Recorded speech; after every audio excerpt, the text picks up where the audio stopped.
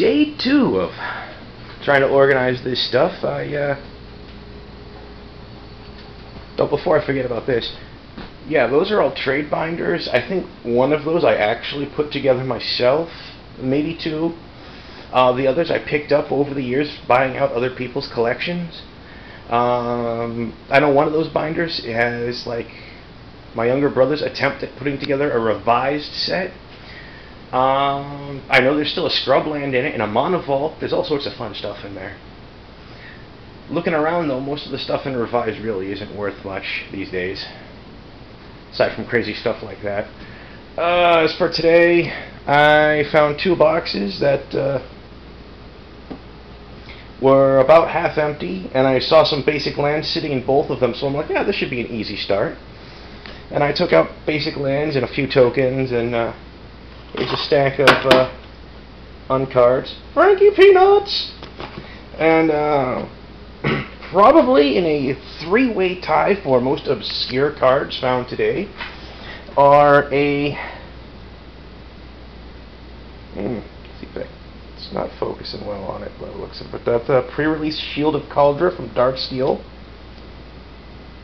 and Italian Legends Accumulatore di Mana Rosso. That's a red mana battery for those of you who don't know what the hell it is.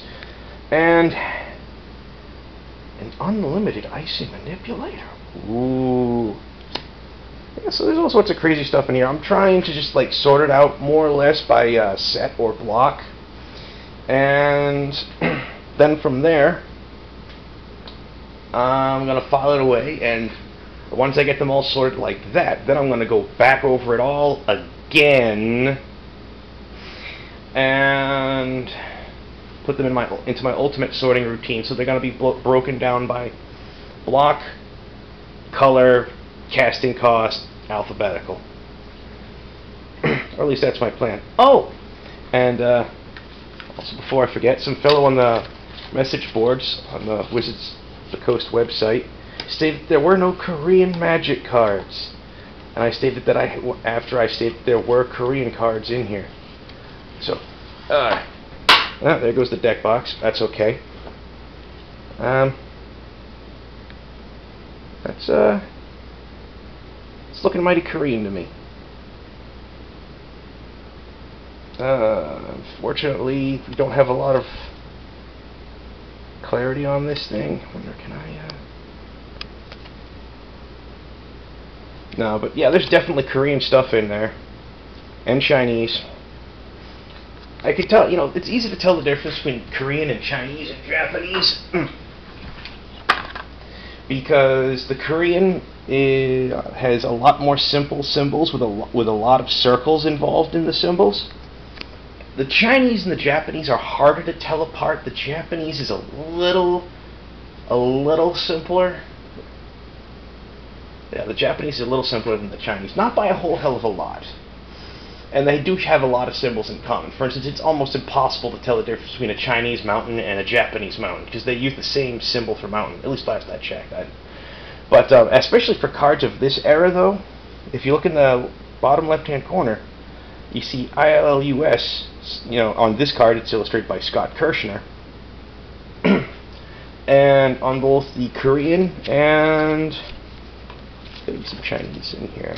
Yep. And the Chinese... The abbreviation for illustration is in English, whereas in Japanese cards of that era, it's in the Japanese phonetic script. What can I say? I find languages fascinating. I don't speak any other than English, but I still find them fascinating. Anyways, yeah, I'm going to file all this stuff away, and I'm going to be going down to the FLGS to draft tonight, because I like to draft. And... I'm going to be picking up a few more deck boxes while I'm down. Card boxes while I'm down there, because I'm going to need them. And still got a crap ton of empty fat pack boxes hanging around if I need them, but I just like the longer boxes better, especially for if I'm going to be sorting them by set. But yeah, all sorts of kid science, fun stuff, yada yada, so forth and whatnot. And so I figured, hey, here's my day 2 update, and I'll catch you kids tomorrow.